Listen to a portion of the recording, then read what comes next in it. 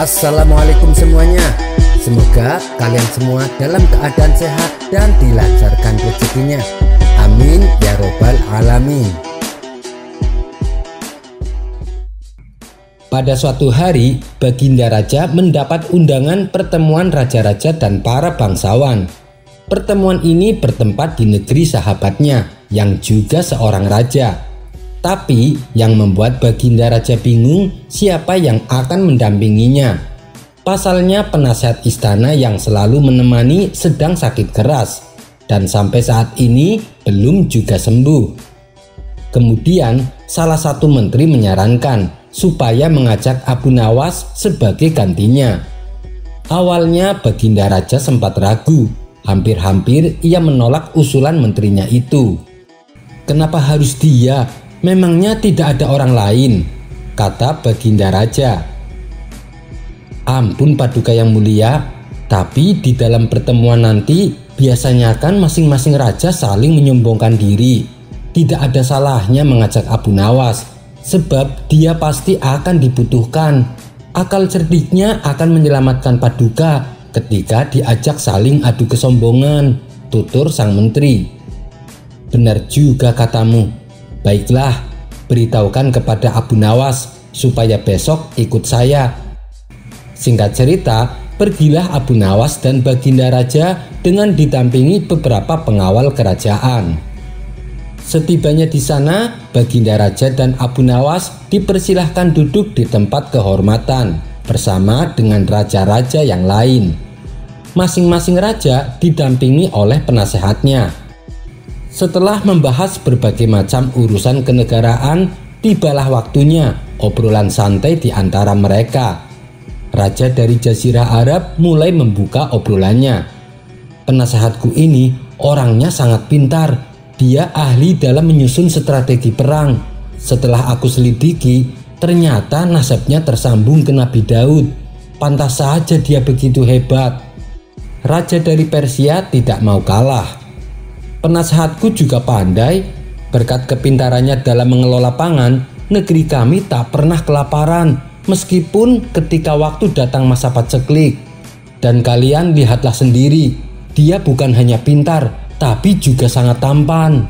Setelah aku selidiki, ternyata nasabnya tersambung ke Nabi Yusuf. Raja berikutnya juga tak mau kalah. Begitu pula dengan penasehatku, orangnya sangat penyabar dan bijak. Pintunya selalu terbuka untuk rakyat, manakala ada yang ingin mengadukan masalah.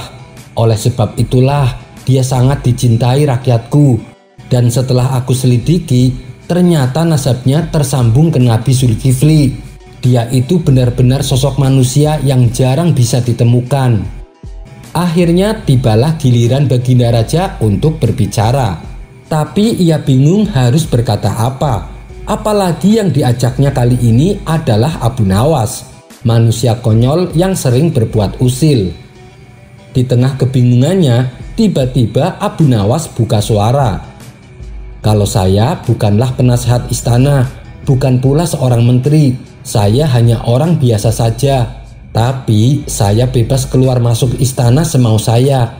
Karena saya adalah keturunan orang di mana para malaikat pun bersujud kepadanya. Sontak orang-orang yang ada di situ kaget dan terkejut mendengarnya. Kemudian salah satu raja bertanya kepada Abu Nawas, "Luar biasa, hebat sekali orang yang kau ceritakan itu. Apakah nasabmu tersambung kepadanya?" Dengan penuh percaya diri, Abu Nawas menjawab, "Tentu saja, nasabku tersambung kepadanya." Untuk kedua kalinya mereka dibuat kagum dan takjub dengan pengakuan Abu Nawas. Baginda Raja sendiri sempat kaget dan hampir tak percaya. Kemudian para penguasa yang sedang berkumpul kembali berkata kepada Abu Nawas, "Berarti kau bukanlah orang sembarangan. Pantas saja rajamu memperlakukanmu dengan sangat istimewa. Kalau boleh tahu, siapa nama orang yang kau maksud?" Tanya mereka penasaran. "Dia adalah Nabi Adam dan aku adalah keturunannya. Semua orang pasti tahu bahwa nasabku tersambung kepadanya," balas Abu Nawas. Seketika seisi ruangan menjadi penuh dengan suara gelak tawa. Kisah selanjutnya adalah Amir bin Tufail, seorang tokoh kafir Quraisy yang berani menghina Allah. Hingga pada akhirnya ia tewas disambar petir. Kisah ini berawal ketika Rasulullah mengutus salah satu sahabatnya untuk mendatangi rumah Amir. "Pergilah kepadanya dan panggillah dia untuk datang kepadaku," kata Rasulullah. Maka pergilah sahabatnya itu menjalankan perintah Rasulullah. Setibanya di rumah Amir, sahabat tersebut menyampaikan apa yang diamanatkan Rasulullah. "Wahai Amir, Rasulullah memanggilmu," ucapnya. "Siapa itu Rasulullah? Dan apa itu Allah? Apakah ia terbuat dari kuningan ataukah terbuat dari emas?" balas Amir meledeknya. Mendapat jawaban demikian, sahabat itu pun memutuskan kembali menghadap Rasulullah. "Wahai Rasulullah, saya sudah menyampaikan apa yang engkau perintahkan, tapi dia menolaknya. Bahkan ia malah mengolok-olokmu dan Allah." Mendengar hal itu, Rasulullah tidak tersulut emosi. Beliau sama sekali tak menunjukkan amarahnya. Yang ada, Rasulullah justru menyuruh sahabatnya untuk kembali mendatangi Amir. Ketika sahabat tersebut sampai di rumah Amir, ia mendapatkan perlakuan yang sama. "Wahai Rasulullah, dia masih tetap menolaknya dan kembali mengolok-olokmu dan Allah." Akan tetapi Rasulullah memintanya kembali mendatangi rumah Amir. Untuk ketiga kalinya, tokoh jahiliyah itu tetap dengan jawabannya semula. Ia menolak mendatangi Rasulullah dan mengolok-olok Allah dan Rasulnya. Kemudian Allah Subhanahu wa Ta'ala mengirimkan awan ke arah kepalanya. Lalu terdengar guruh dan terjadi petir yang menyambar kepalanya hingga tewas mengenaskan. Lalu turunlah ayat yang berbunyi, "Dan guruh bertasbih memujinya. Demikian pula para malaikat karena takut kepadanya. Dan Allah melepaskan halilintar lalu menimpakannya kepada siapa yang dia kehendaki. Sementara mereka berbantah-bantahan tentang Allah, dan dia maha keras siksaannya." Quran Surat Ar-Ra'd ayat 13. Kisah ini terdapat dalam tafsir Ibnu Katsir. Wallahu a'lam bishawab. Kisah selanjutnya dikisahkan ketika Sunan Kudus menunaikan ibadah haji, ternyata di daerah tersebut sedang terjangkit wabah virus yang mematikan. Penguasa di sana mengadakan sayembara. Siapa yang berhasil melenyapkan wabah virus penyakit akan diberi hadiah harta benda yang cukup besar. Namun meski sudah banyak orang yang mencoba, tak ada satupun yang berhasil. Hingga pada akhirnya Sunan Kudus menghadap penguasa negeri itu. Tapi kedatangannya disambut dengan sinis oleh sang khalifah. "Dengan apa kau akan melenyapkan wabah penyakit itu?" tanya sang khalifah. "Insya Allah aku akan melenyapkannya dengan doa," jawab Sunan Kudus. "Kalau hanya doa, kami sudah puluhan kali melakukannya. Di tanah Arab ini banyak para ulama terkenal, tapi tak ada satupun dari mereka yang berhasil mengusir wabah penyakit ini," jelas sang khalifah. "Iya, saya mengerti. Memang tanah Arab ini gudangnya para ulama. Tapi jangan lupa, ada saja kekurangannya, sehingga doa mereka tidak terkabulkan," balas Sunan Kudus. "Sungguh berani kau berkata demikian. Memangnya apa kekurangan mereka?" tanya sang khalifah sedikit emosi. "Anda sendiri yang menyebabkannya. Anda telah menjanjikan hadiah yang menggelapkan mata hati mereka, sehingga doa mereka tidak ikhlas. Mereka berdoa hanya karena mengharap hadiah," tutur Sunan Kudus. Mendengar itu, sang khalifah pun terdiam. Tak berselang lama, ia persilahkan Sunan Kudus untuk melaksanakan niatnya. Singkat cerita, setelah Sunan Kudus membaca beberapa amalan dan dilanjutkan dengan doa, dalam waktu singkat wabah penyakit yang menyerang negeri Arab seketika menghilang. Bahkan beberapa orang yang terkena wabah tersebut mendadak sembuh total. Bukan main senangnya hati sang khalifah. Ia pun mengucapkan rasa syukur dan ucapan terima kasih kepada Sunan Kudus. Disitulah ia mulai menyadari bahwa orang yang ada di hadapannya bukanlah orang sembarangan. Dan untuk menepati janjinya, ia memberikan hadiah dengan jumlah yang besar. Akan tetapi Sunan Kudus menolaknya. Beliau justru hanya meminta sebuah batu yang berasal dari Baitul Maqdis. Sang khalifah pun mengizinkannya. Batu tersebut kemudian dibawa ke tanah Jawa. Sepulangnya di tanah Jawa, beliau membangun masjid di daerah Kudus, dan batu tersebut dipasang di pengimaman.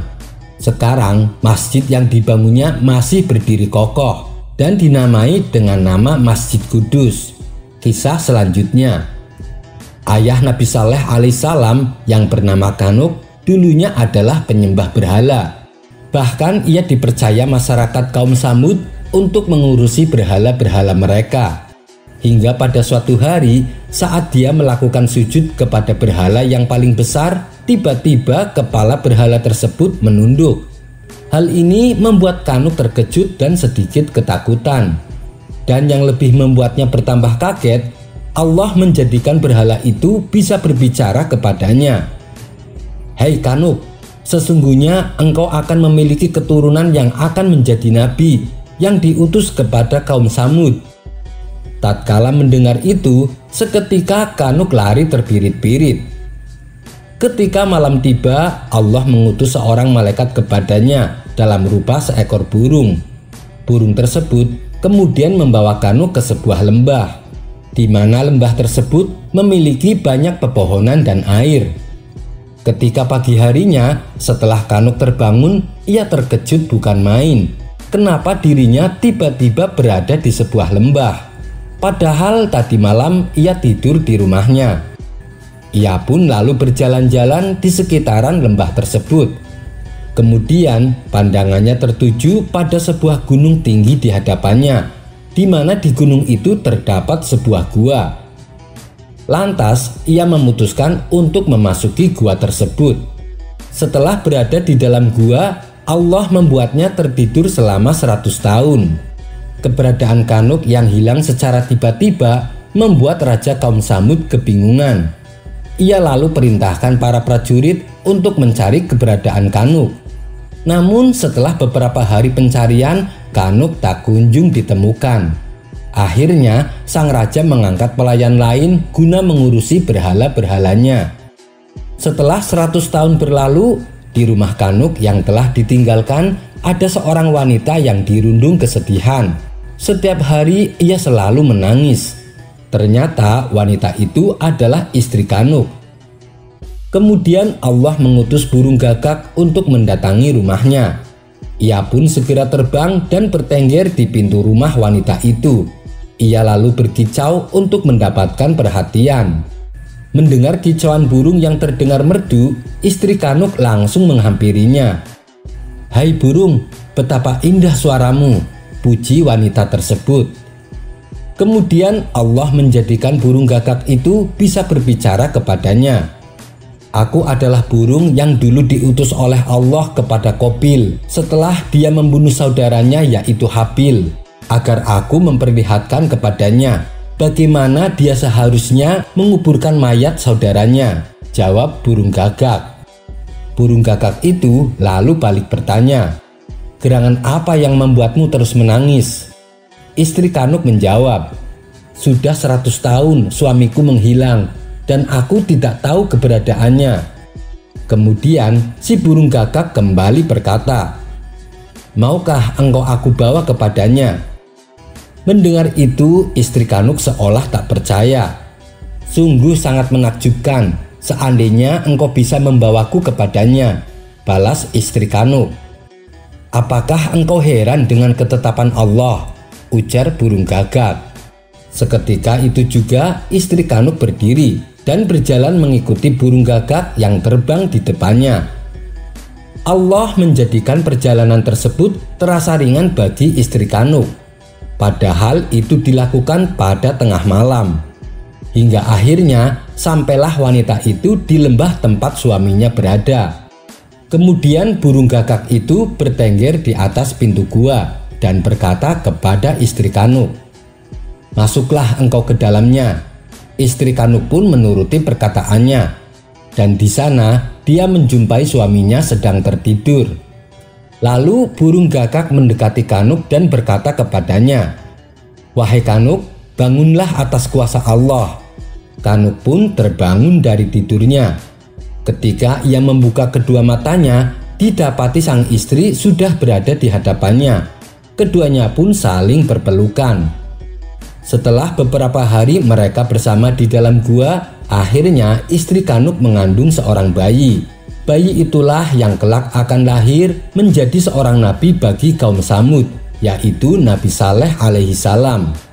Kelahiran Nabi Saleh ini terjadi pada malam Jumat di bulan Muharram. Di malam kelahirannya, semua kepala berhala tertunduk. Demikianlah kisah lahirnya seorang Nabi Saleh yang diutus Allah bagi kaum Samud. Kisah ini dinukil dari Syekh Muhammad bin Ahmad bin Ilyas dalam bukunya yang diterjemahkan oleh Abdul Halim yang berjudul Kisah Penciptaan dan Tokoh-Tokoh Sepanjang Zaman. Wallahu a'lam bishawab. Kisah selanjutnya. Pada suatu malam, Baginda Raja kaget dan terbangun dari tidurnya. Baginda baru saja bermimpi buruk dengan nafas yang terengah-engah. Pada keesokan harinya, Baginda Raja terlihat sangat gelisah. Ia masih saja terngiang-ngiang tentang mimpinya semalam. Sang menteri yang senantiasa mendampingi Baginda merasakan kegelisahan yang dialami rajanya itu. "Ampun Paduka yang mulia, kenapa Baginda terlihat murung? Apakah Paduka sedang kurang sehat?" tanya sang menteri. "Tidak wahai menteriku, saya sehat-sehat saja. Cuman tadi malam saya mengalami mimpi yang buruk. Entah kenapa mimpi itu begitu membekas dalam pikiranku. Hal inilah yang membuatku menjadi gelisah," jawab Baginda Raja. Mendengar jawaban Baginda, sang menteri lalu memberi saran.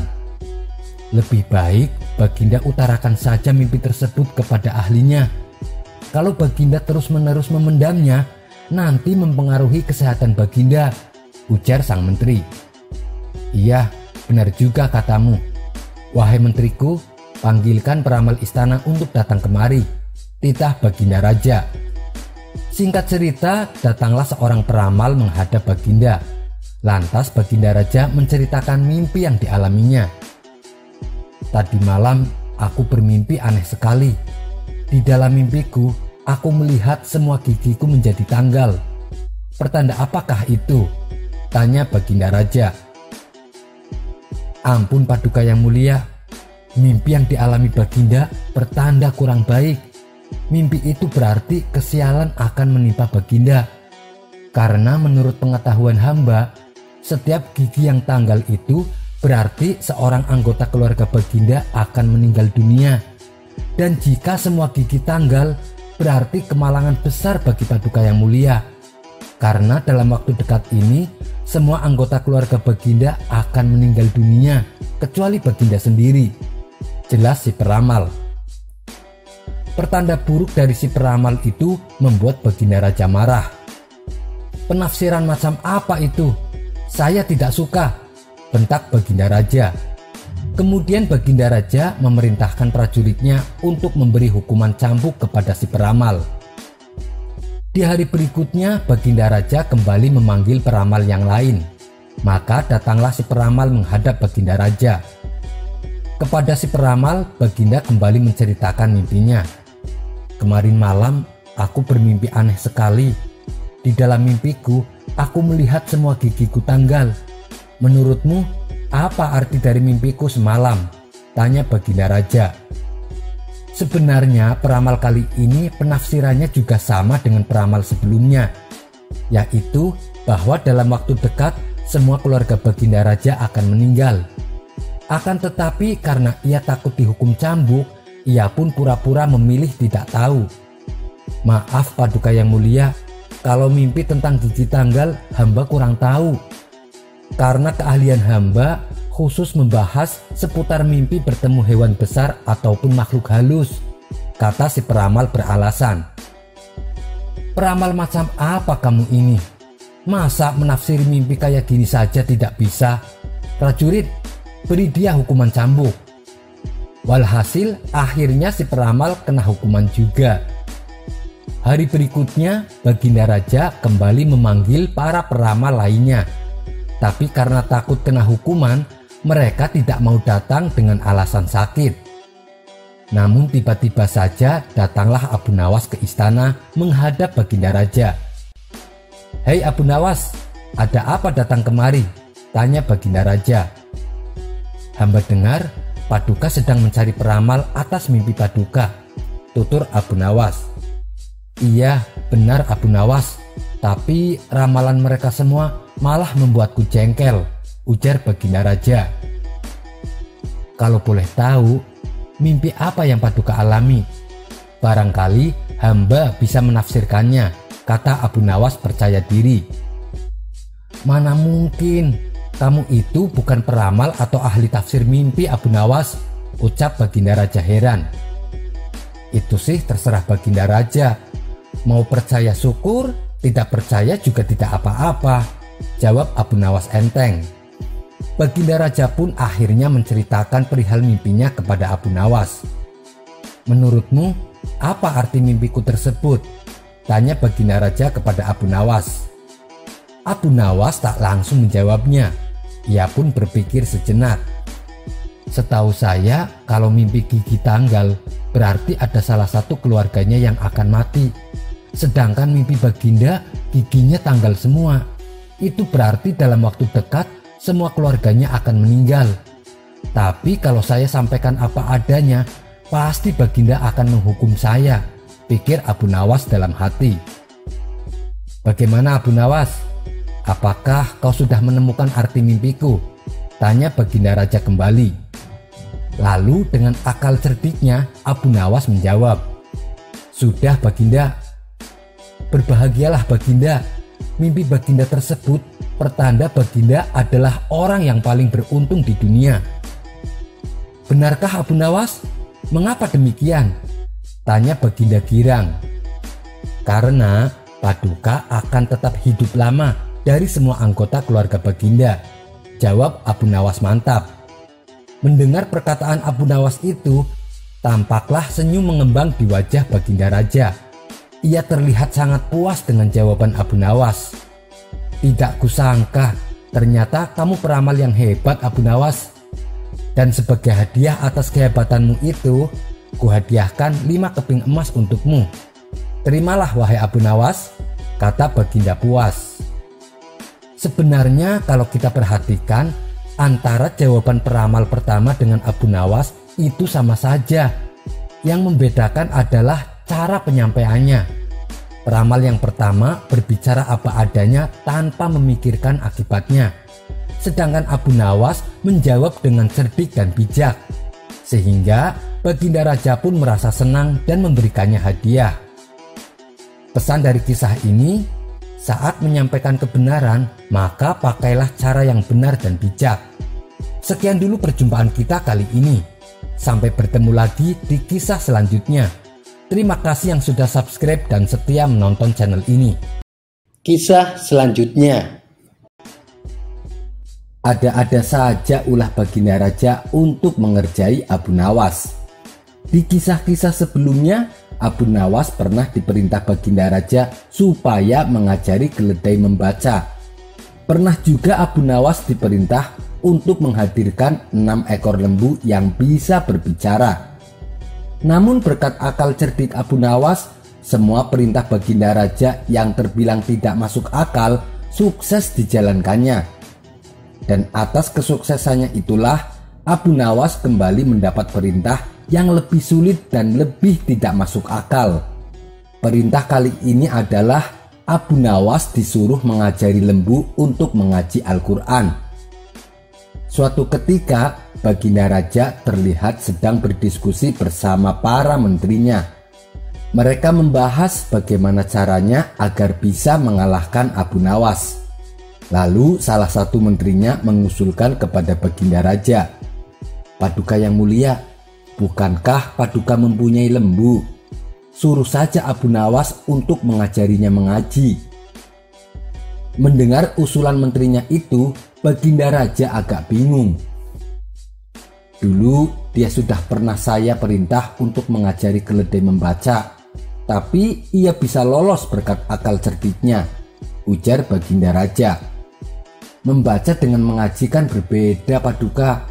Kalau membaca tak perlu mengeluarkan suara, sedangkan kalau mengaji harus keluar suara. Pastinya ini akan membuat Abu Nawas kesulitan. Benar juga katamu. Baiklah, sekarang juga panggil Abu Nawas kemari, titah Baginda Raja.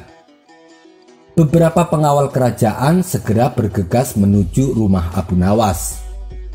Tuan Abu Nawas, Anda disuruh menghadap Baginda sekarang juga, kata si pengawal sesampainya di rumah Abu Nawas. Baik, saya akan ke istana sekarang, jawab Abu Nawas.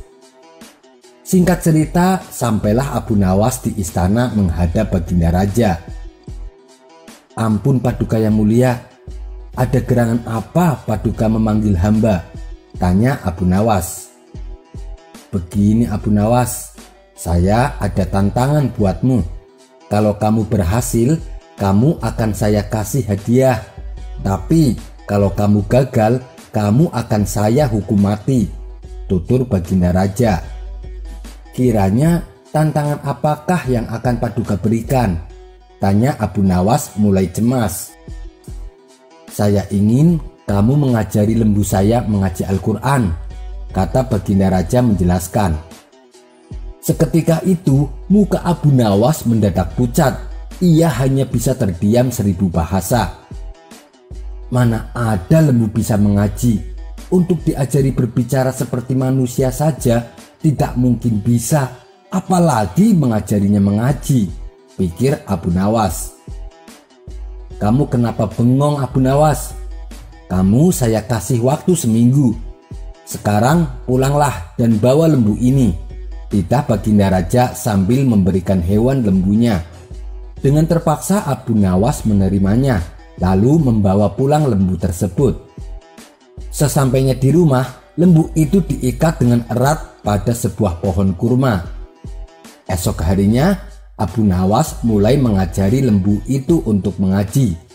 Tentu saja hewan lembu tersebut hanya terdiam. Di saat itulah Abu Nawas menemukan ide yang cemerlang. Ia mengambil sebuah rotan dan mencambuk si lembu berkali-kali sampai setengah mati. Ketika binatang itu hampir mengamuk, Abu Nawas mengucapkan kata atau. Perkataan itulah yang diajarkan Abu Nawas kepada lembu sambil tetap mencambukinya tanpa henti. Perbuatannya itu ia lakukan setiap hari mulai dari pagi sampai sore. Suatu hari Baginda Raja mengutus salah satu pengawal untuk mengintip kegiatan Abu Nawas. Setibanya di rumah Abu Nawas, utusan Baginda itu menyaksikan Abu Nawas sedang mencambuki si lembu sampai sekarat sambil mengajarinya sebuah kata atau. Maka dilaporkanlah hal itu kepada Baginda Raja. Ampun Paduka yang mulia, waktu hamba mengintip kegiatan Abu Nawas, dia sedang mengajari lembu perkataan atau sambil mencambukinya tanpa henti sampai-sampai si lembu menjadi sekarat. Baginda Raja terheran-heran mendengar laporan itu. Karena merasa kasihan dengan yang dialami hewan lembu, Baginda Raja lalu berkata, "Panggil kemari Abu Nawas sekarang juga. Aku mau tahu apakah lembu itu sudah bisa mengaji atau belum." Tidak lama kemudian Abu Nawas pun sampai di istana menghadap Baginda Raja. "Bagaimana Abu Nawas? Apakah lembunya sudah bisa mengaji atau belum?" tanya Baginda Raja. "Sudah bisa sedikit-sedikit Paduka yang mulia," jawab Abu Nawas. "Tadi aku suruh seorang pengawal untuk mengintip kegiatanmu di rumah. Katanya engkau mengajari lembu itu kalimat atau. Apa itu maksudnya?" tanya Baginda Raja heran.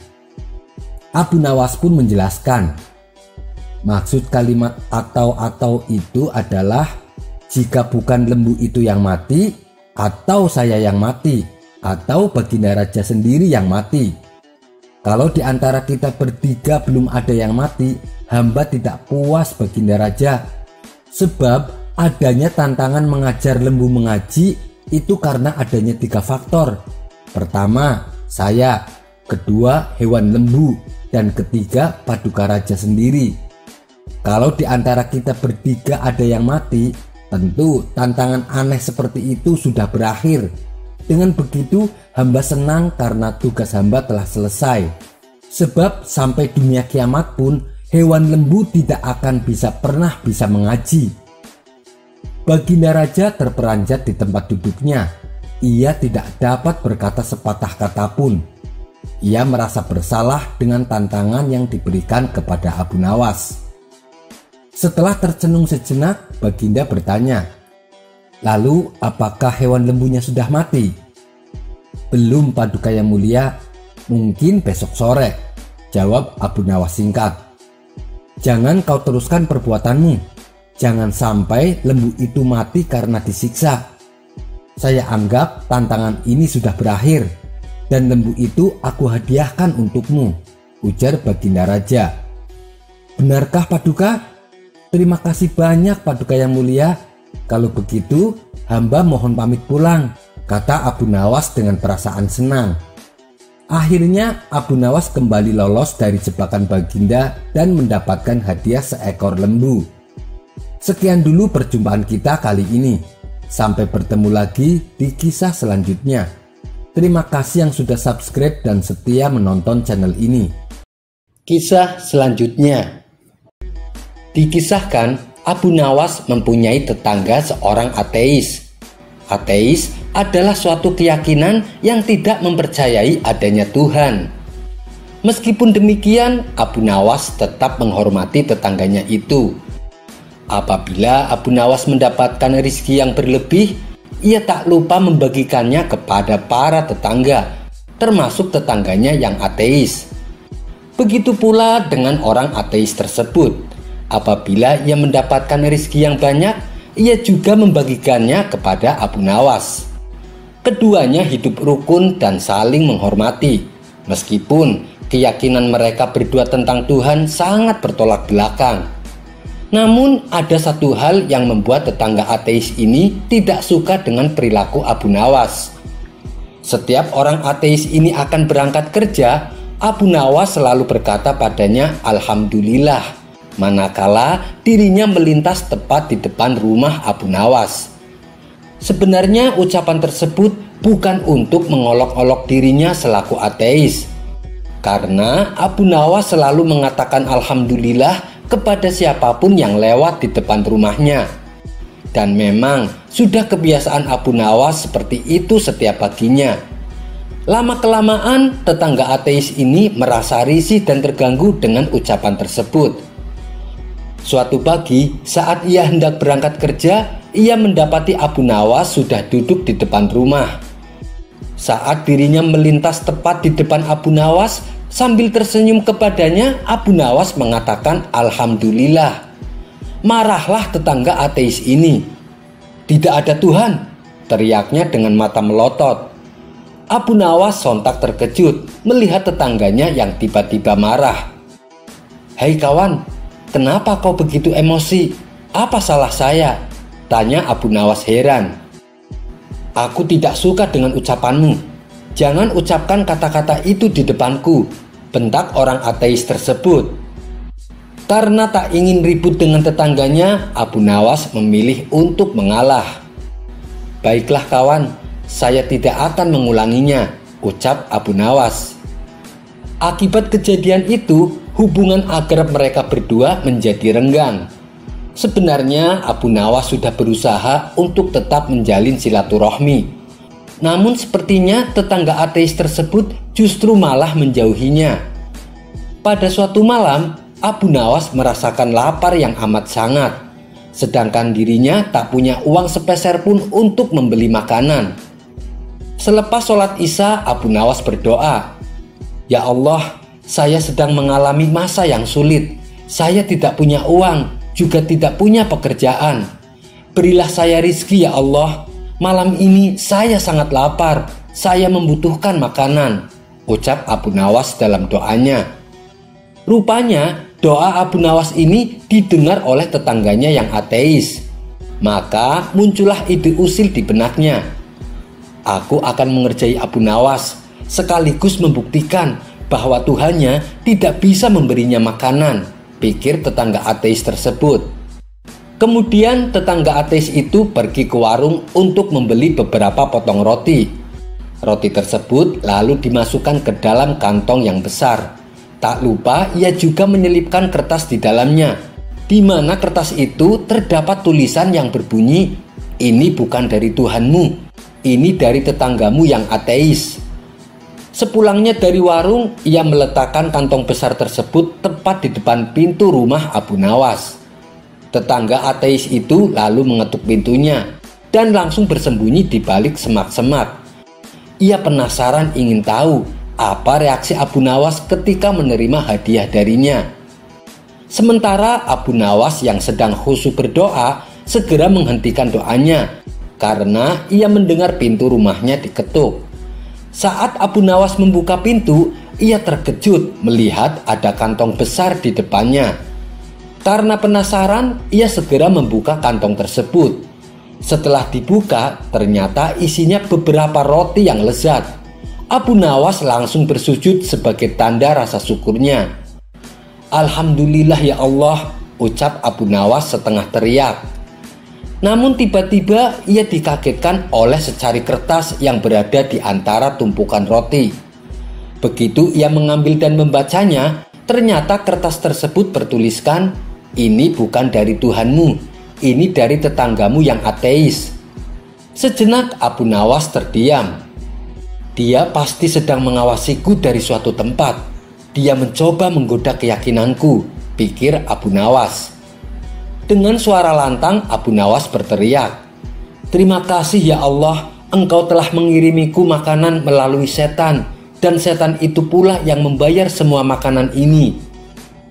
Tetangga ateis tersebut tentu saja menjadi kecewa. Ia tak menyangka disebut setan oleh Abu Nawas.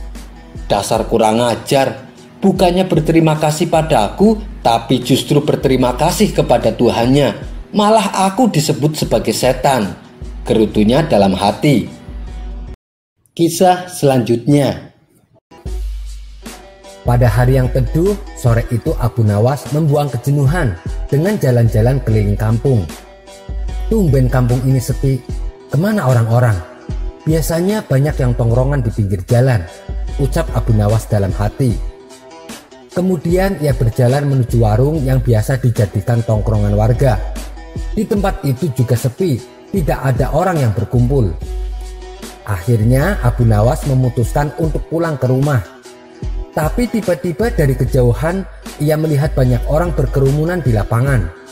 Suara tawa dan tepuk tangan terdengar begitu meriah.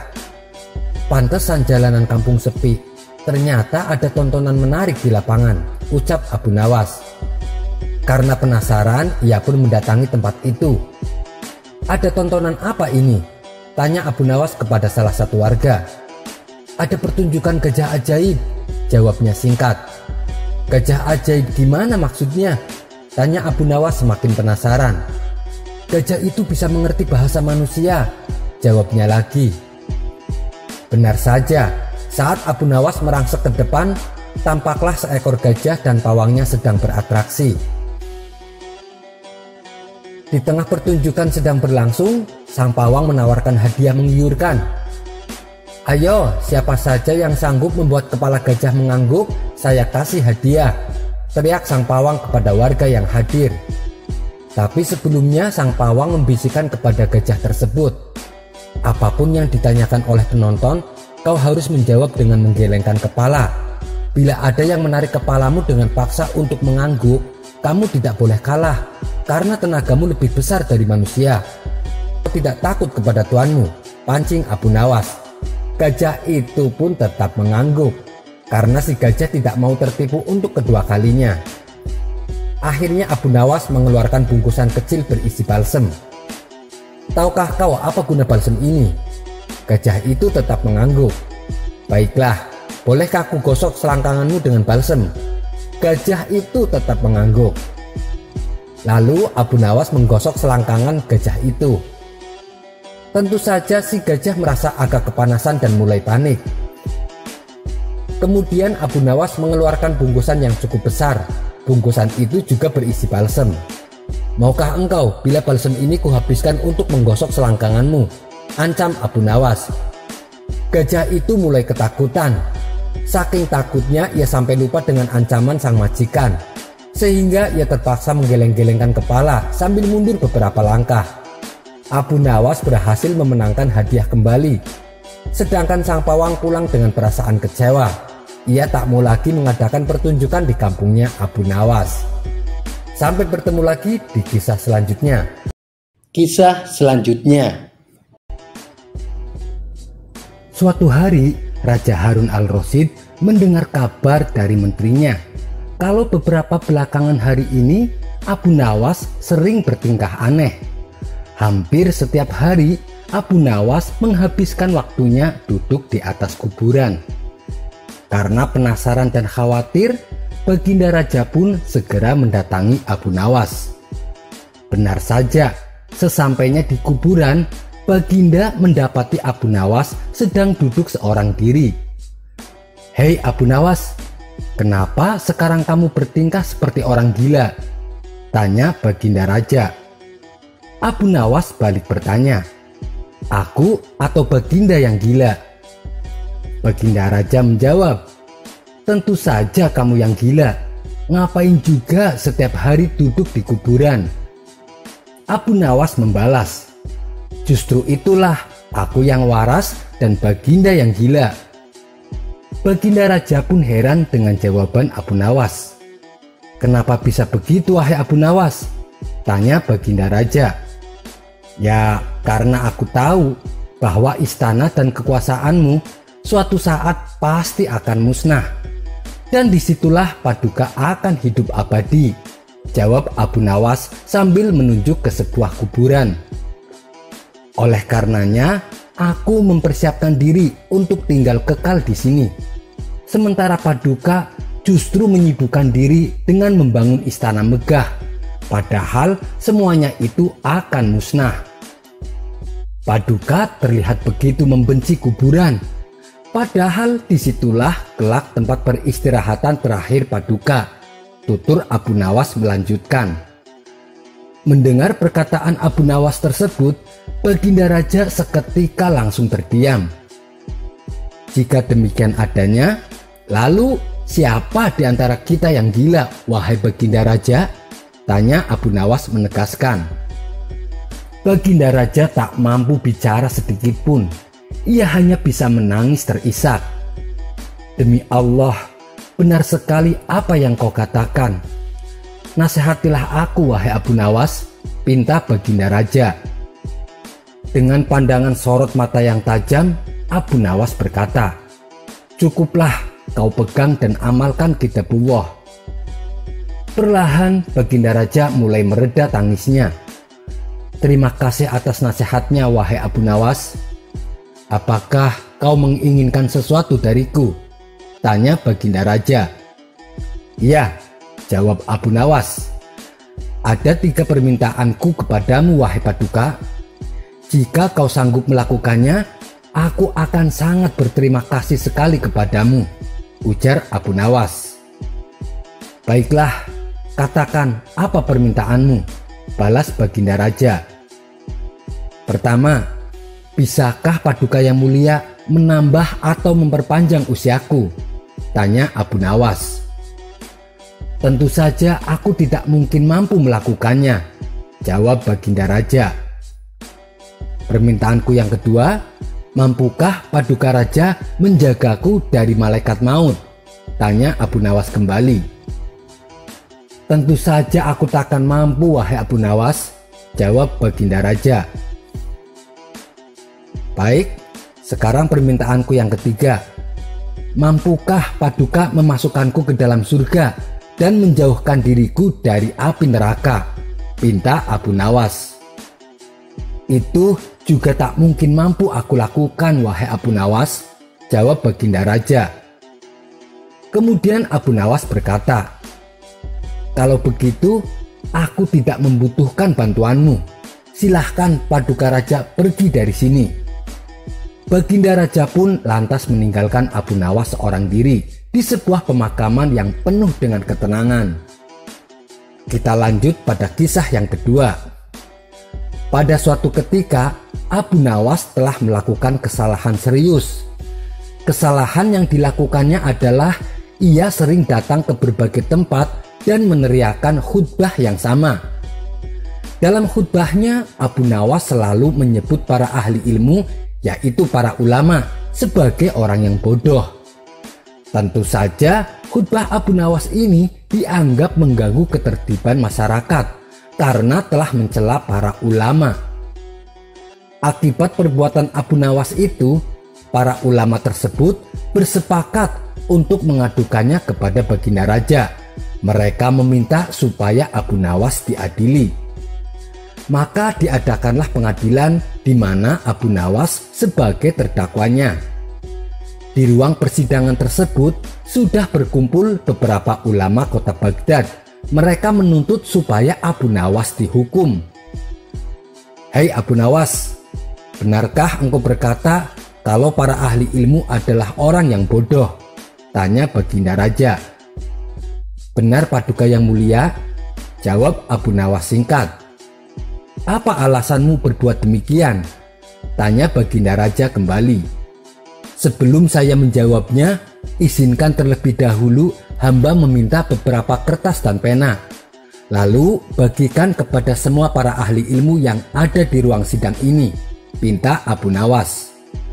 Setelah masing-masing ulama mendapatkan kertas dan pena, Abu Nawas kemudian kembali berkata, "Aku meminta kepada kalian semua para ahli ilmu untuk menulis jawaban pada kertas atas pertanyaan yang akan saya ajukan," kata Abu Nawas melanjutkan.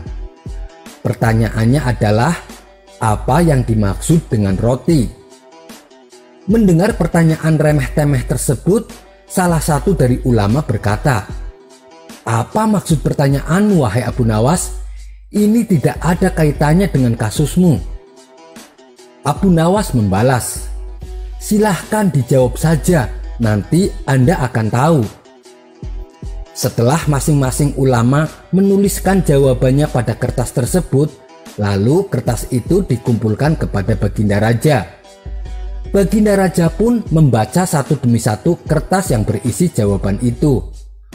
Ulama pertama menjawab, "Roti adalah sebuah makanan." Ulama kedua menjawab, "Roti adalah karunia dari Tuhan." Ulama ketiga menjawab, "Roti adalah terigu yang sudah dimasak." Ulama keempat menjawab, "Roti adalah makanan bergizi." Intinya, masing-masing ulama mempunyai jawaban yang berbeda-beda tergantung pemaknaan mereka akan sebuah roti. Setelah membaca semua jawaban itu, Abu Nawas berkata kepada Baginda Raja dan kepada semua ulama yang ada di ruang sidang, "Kalian semua adalah para ahli ilmu, tapi tak satu pun dari kalian yang mempunyai jawaban yang sama tentang roti. Wahai Baginda Raja, jika mereka tak bisa memiliki jawaban yang sama tentang roti, apakah mereka berhak menentukan khutbahku benar atau salah? Inilah maksudku mengatakan kalau mereka para ahli ilmu adalah orang yang bodoh. Dapatkah Baginda mempercayakan keputusan atau penilaian kepada orang-orang seperti ini? Bukankah terasa lucu bila mereka tidak sepakat akan sesuatu yang mereka makan setiap hari, tetapi mereka bisa dengan mudahnya sepakat menilai kalau khutbahku adalah salah," kata Abu Nawas menjelaskan. Mendengar hal itu, Baginda Raja justru menjadi kagum dengan cara berpikirnya Abu Nawas. Ia pun lantas dibebaskan dari tuntutan. Sekian dulu perjumpaan kita kali ini. Sampai bertemu lagi di kisah selanjutnya. Terima kasih yang sudah subscribe dan setia menonton channel ini. Kisah selanjutnya. Diceritakan pada suatu hari, Abu Nawas yang cerdik ini sedang menghabiskan waktunya dengan berjalan-jalan di kota Baghdad.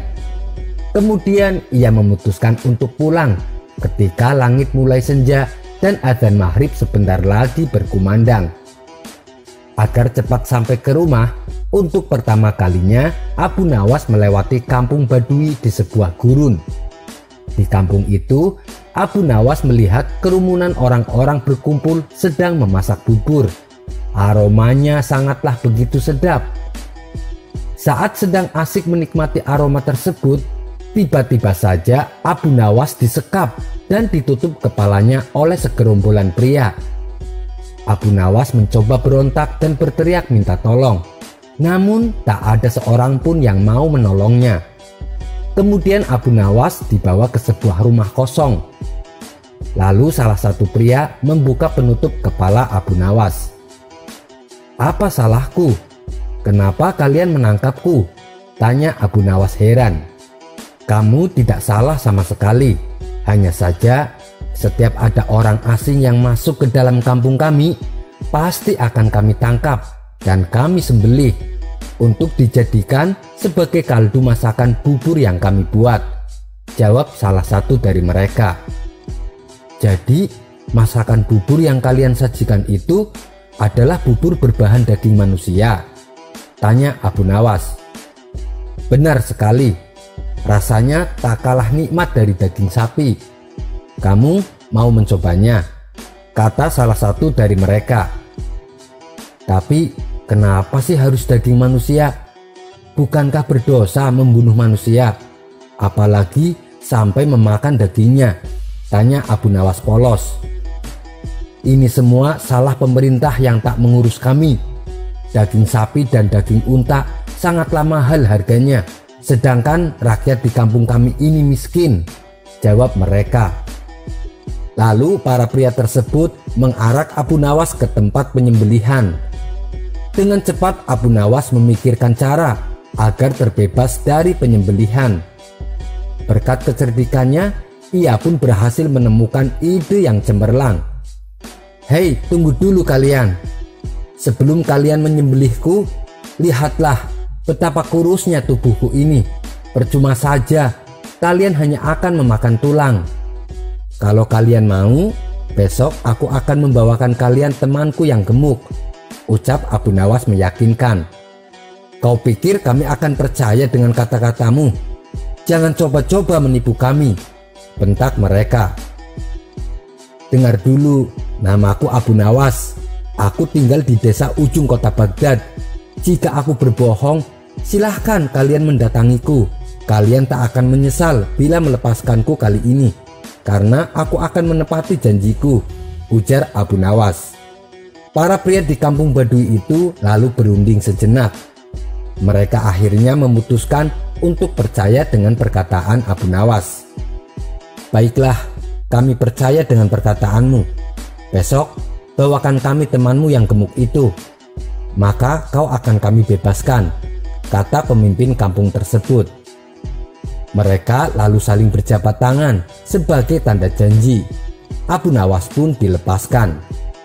Dalam perjalanan pulang, Abu Nawas memikirkan strategi selanjutnya agar benar-benar terbebas dari warga kampung Badui.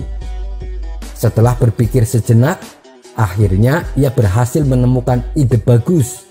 Bukankah tadi para pria kampung Badui mengatakan kalau Baginda Raja tak peduli pada mereka? Mending aku bawa Baginda saja ke sana. Ditambah lagi, Baginda Raja kan sangat gemuk, pikir Abu Nawas. Lagian hal yang aneh bila Baginda Raja tak mengetahui perbuatan keji rakyatnya.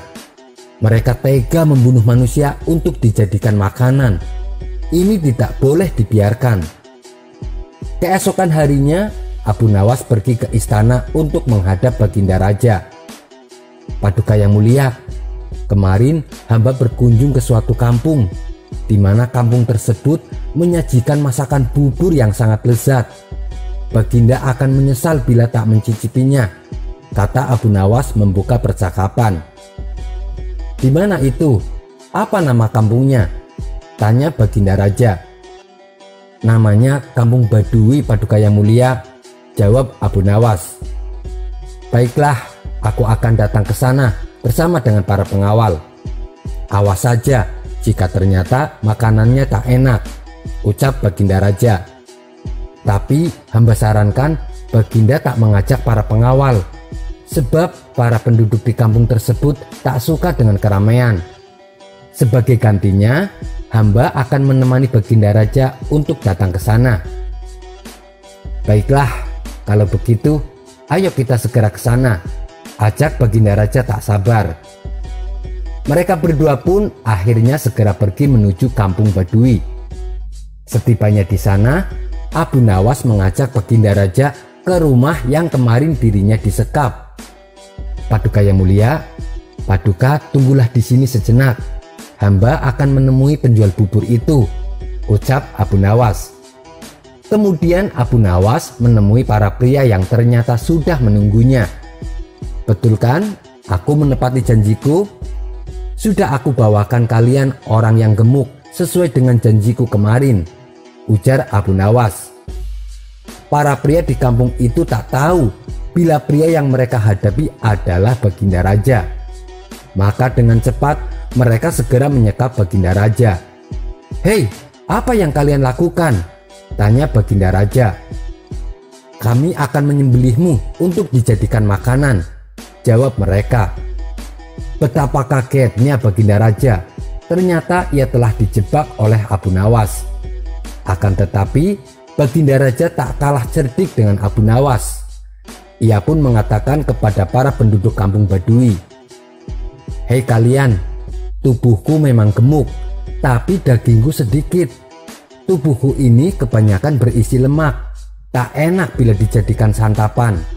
Daripada kalian menjadikan aku sebagai makanan, mendingan kalian pekerjakan aku sebagai pembuat peci.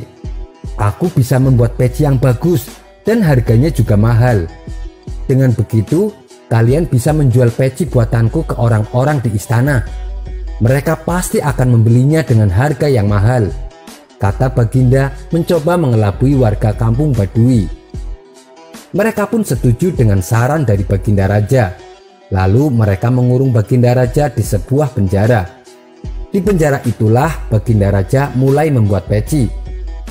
Agar diselamatkan oleh para pengawal istana, Baginda memberikan sepucuk surat di dalam peci yang ia buat. Surat tersebut berisi bahwa dirinya disekap di kampung Baduy dan meminta secepatnya agar para prajurit membebaskannya. Setelah itu, Baginda Raja menyerahkan peci buatannya ke salah seorang pria Baduy. "Jual saja peci ini ke para menteri di istana. Mereka pasti menyukainya," ucap Baginda Raja. Di satu sisi, istana sedang gempar karena Baginda Raja tak kunjung kembali. Para pengawal istana telah mencari, tapi tak kunjung bisa menemukan sang raja. Keesokan harinya, salah satu pria dari kampung Baduy tersebut datang ke istana. Ia menemui salah satu menteri dan menjual peci yang dibawanya. Karena indah, menteri itu pun tertarik untuk membelinya. "Wah, peci ini nampak sangat mengagumkan dan mewah. Siapa yang membuatnya?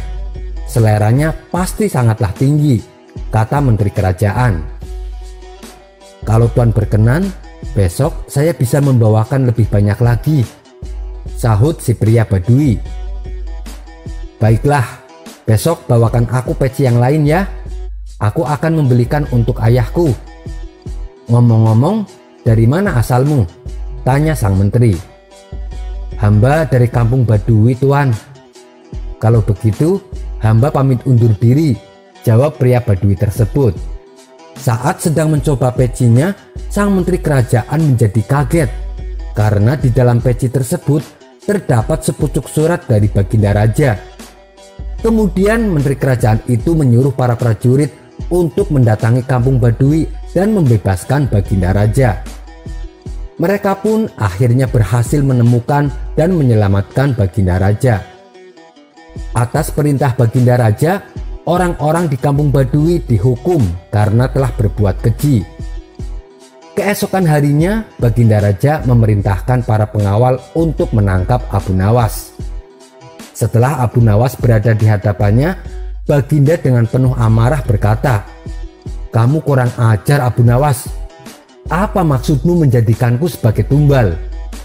Perbuatanmu sangatlah tidak pantas. Kau harus dihukum mati Abu Nawas, bentak Baginda Raja. Dengan sikap hormat, Abu Nawas menjawab, sebelum Baginda menjatuhkan hukuman mati pada hamba, perkenankan hamba menyampaikan beberapa hal. Baiklah, cepat katakan, waktumu tak lama, ujar Baginda Raja. Begini Paduka yang mulia, alasan kenapa saya melakukan hal tersebut itu semata-mata untuk menunjukkan kenyataan pahit bahwa di negeri yang Baginda pimpin ada kampung yang perbuatannya sangat keji. Bila Baginda tak mengalaminya langsung, bisa saja Paduka tak percaya dengan perkataan saya. Padahal semua kejadian yang terjadi di negeri ini adalah tanggung jawab Baginda sebagai seorang pemimpin. Bukankah raja yang adil dan bijak sebaiknya mengetahui seluruh perbuatan rakyatnya? Untuk itulah hamba sengaja mengajak Paduka Raja pergi ke kampung Badui. Lagi pula hamba sudah bisa menebak bila Baginda adalah pemimpin cerdas, sehingga Baginda pasti bisa lolos dari sekapan mereka. Maaf Paduka yang mulia, jika perkataan hamba ini salah, silakan hukum hamba. Namun bila hamba tak bersalah tapi tetap mendapatkan hukuman, hamba tidak akan ikhlas, sehingga dosa akan menjadi tanggung jawab Baginda di akhirat kelak. Setelah mendengar penuturan Abu Nawas, hilanglah amarah Baginda Raja. Dalam hati, ia membenarkan seluruh ucapan Abu Nawas. Memang selama ini Baginda merasa belum sepenuhnya memperhatikan kondisi rakyatnya, sehingga kampung Badui pun terlantar dan menjadi kanibal. Baiklah, kali ini akan kuampuni segala perbuatanmu, tapi berjanjilah kau tak akan mengulangi lagi perbuatanmu, perintah Baginda Raja. Abu Nawas pun menganggukkan kepalanya dan pamit dari istana. Setelah kejadian tersebut, Baginda Raja kini menjadi pemimpin yang semakin peduli pada rakyatnya. Ia tak ingin ada masyarakat yang terlantar. Sekian dulu perjumpaan kita kali ini. Sampai bertemu lagi di kisah selanjutnya. Terima kasih yang sudah subscribe dan setia menonton channel ini. Wassalamualaikum warahmatullahi wabarakatuh.